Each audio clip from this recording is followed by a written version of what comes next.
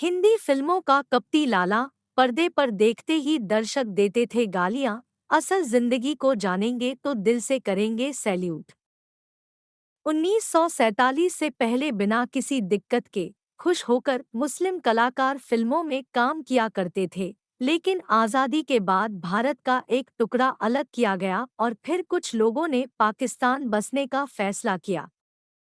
कुछ कलाकारों की जगह खाली हुई तो नए लोगों ने अपना नसीब आजमाने के लिए मायानगरी का रुख किया। इसमें से कुछ कलाकार ऐसे भी थे जिनका आज़ादी से पहले फिल्मी जगत से कोई लेना देना नहीं था। नए भारत के निर्माण के बाद कुछ क्रांतिकारियों ने अपना रुख मुंबई की तरफ किया और फिल्मों में अपना भाग्य आजमाने का फैसला किया। इन कलाकारों में ए के हंगल, नासिर हुसैन जैसे नामी एक्टर्स शामिल हैं।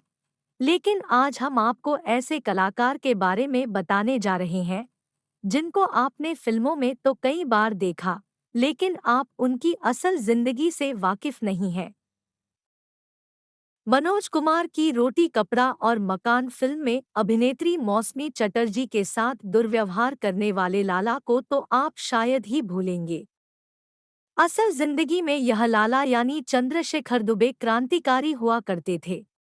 स्क्रीन पर कपटी और कड़क मिजाजी दिखने वाले सीए साहब असल जिंदगी में बेहद ही दयालु हुआ करते थे।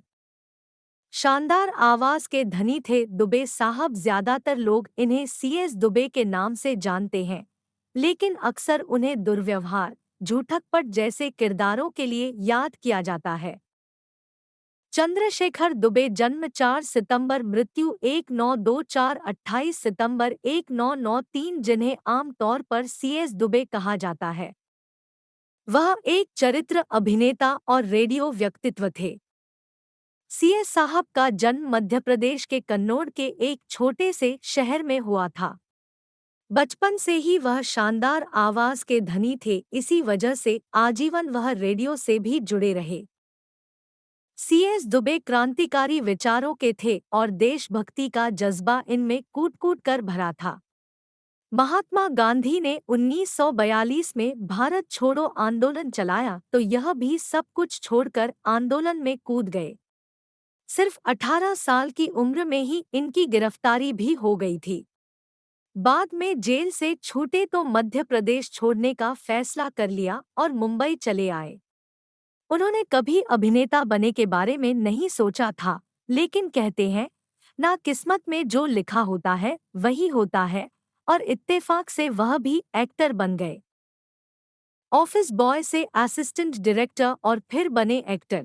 दरअसल एक दिन वह मशहूर डायरेक्टर अमिया चक्रवर्ती से मिले। अमिया ने देखा और सेट पर उन्हें ऑफिस बॉय की नौकरी पर रख लिया, लेकिन दुबे अपनी काबिलियत से कुछ ही समय में असिस्टेंट डायरेक्टर बन गए। 1949 को बॉलीवुड में कदम रखने वाले सीएस ने 1953 में देव आनंद की फिल्म पतिता की। इसी फिल्म से उन्होंने अपनी पहचान बनाई। फिल्म में उनका बिहू चाचा का रोल लोगों को काफी पसंद आया। उसके बाद 1955 में आई सीमा फिल्म में भी उन्होंने बांकेलाल का किरदार निभाया।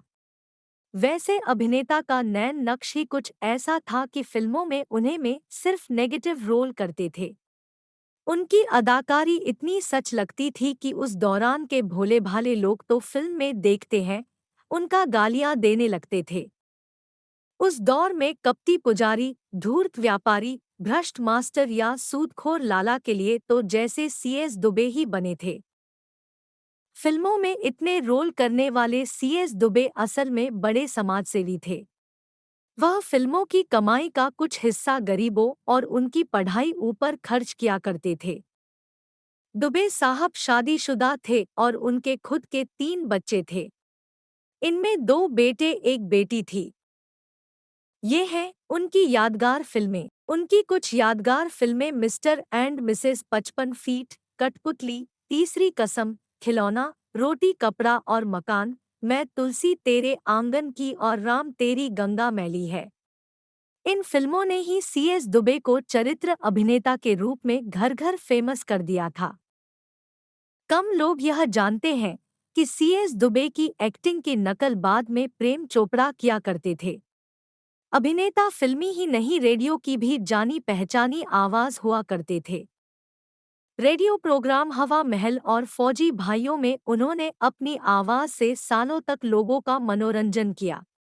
आपको यह जानकारी कैसी लगी हमें कमेंट करके ज़रूर बताएं और ऐसे ही मज़ेदार वीडियो के लिए हमारा चैनल सब्सक्राइब करें। जय हिंद।